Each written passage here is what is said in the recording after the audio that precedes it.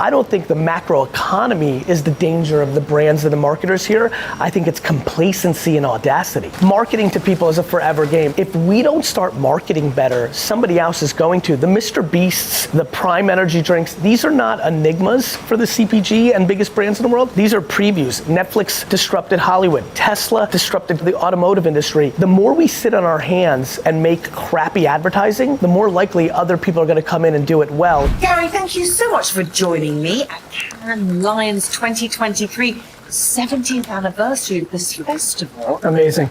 You're here to disrupt everything. You're going to tell them what to do, what needs to be changed. What are you going to say? You know, it's not that I'm looking to disrupt. I'm looking to inspire us as an industry to become dramatically more consumer-centric.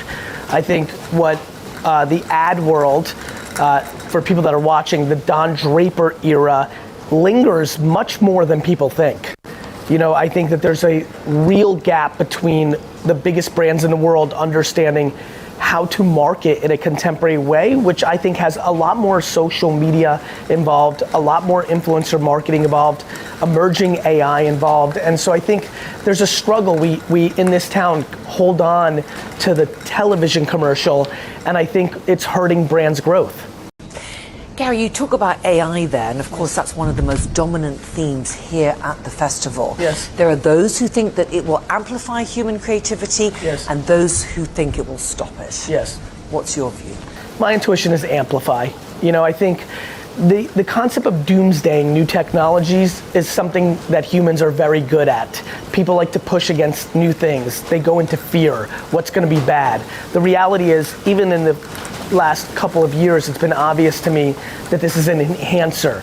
Prompt engineering, really understanding how to lean into the people that are most creative, I think is going to be an outcome of this world. And so, you know, I'm empathetic to people who demonize new things, but I mean, every great technology has always advanced the human race. Of course, there's going to be things that come along with it that aren't ideal, but the reality is that I don't see this killing the human creative spirit.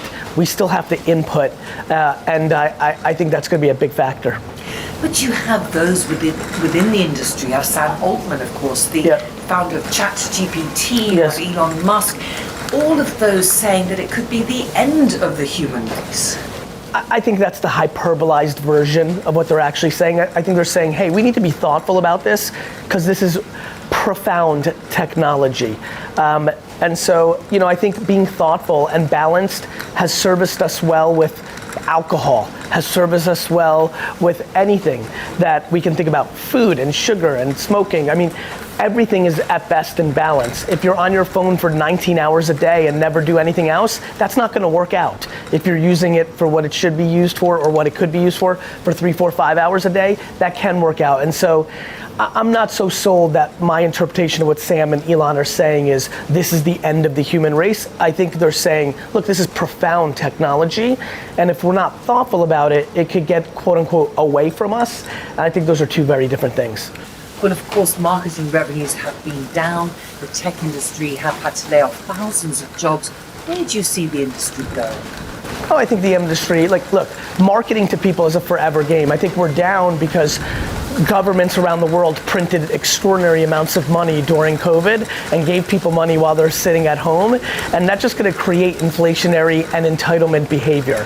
So we're just having a correction period now from what we've dealt with.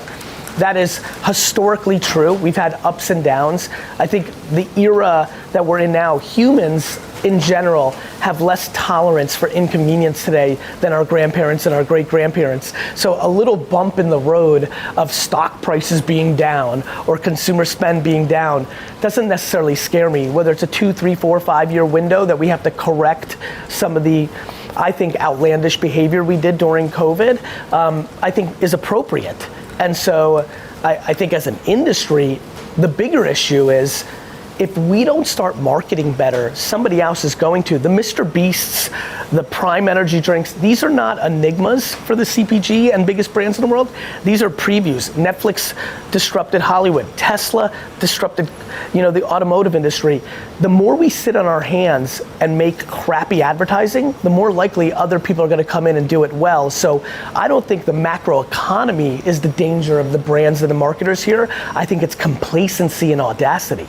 Gary Vaynerchuk, thank you so much for joining me this morning. Thank you so much.